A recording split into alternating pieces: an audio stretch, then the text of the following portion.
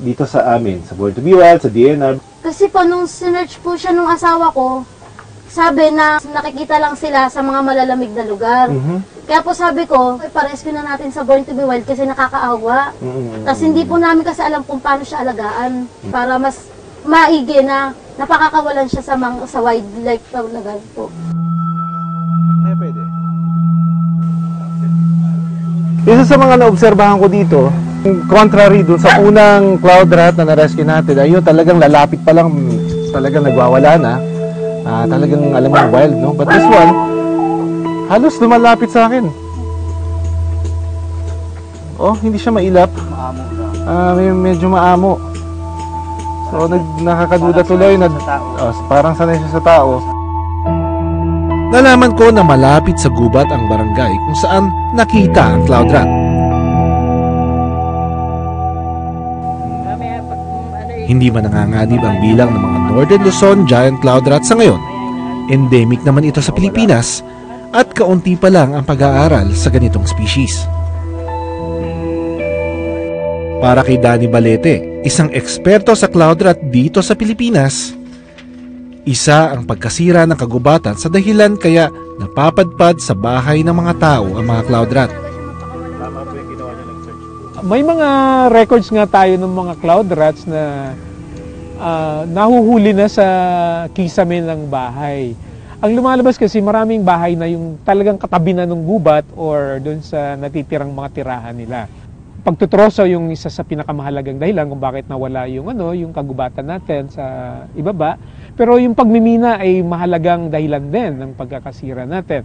Lalong-lalo na yung dalawang klase ng importanteng kagubatan natin, yung tinatawag natin na forest over limestone, yung nakikita doon sa mga kinakwaring mga marble at ginagawang simento. Yung ultramafic forest natin, yung minimina dahil sa chromite at iba pang mga mineral.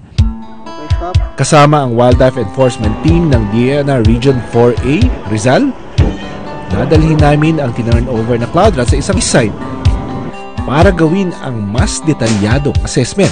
Naka-identify na po siya ng lugar kung saan natin pwede. Doon na i-release. Okay. Bye-bye na!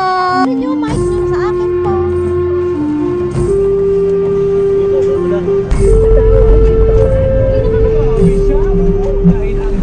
So, ito yung Upper Marikina River Basin Protected Landscape. Ito yung napili nating lugar kung saan i-release yung cloud rat na rescue natin. No?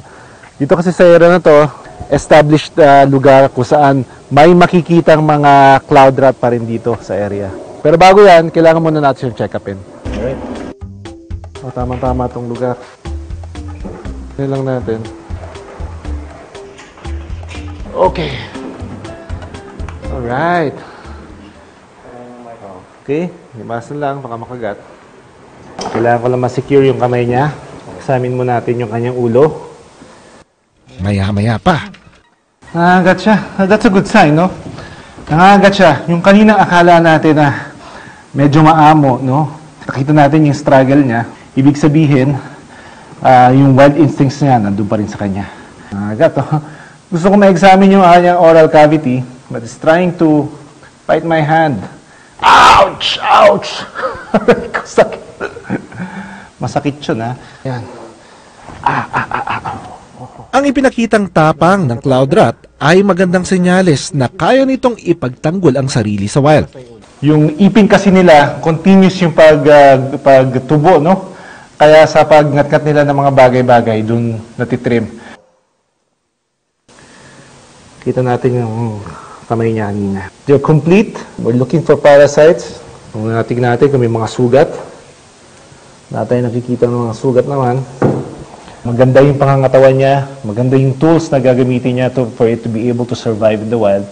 Yung kanyang wild instincts intact pa rin. So, it's a very good candidate to be released back. Maaari na nga ang pakawalan ng cloud rat.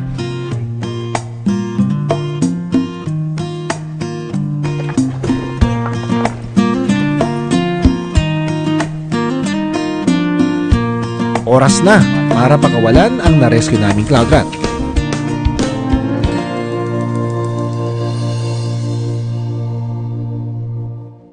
Yan na. That's very good. Alright. That's good, that's good.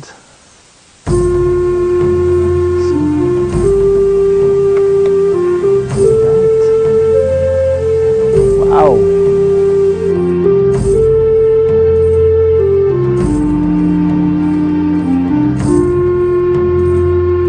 Ayun, hinanap niya talaga yung pinakamataas na pwesto na kaya niyang tanawin yung view, no? Itong view na to. Kita mo kung gaano siya kagaling umakyat using yung kanyang mga claws. Ayun, halos hindi mo na makita, oh. So hopefully, makita niya yung ibang mga kalahi niya dito sa area na to.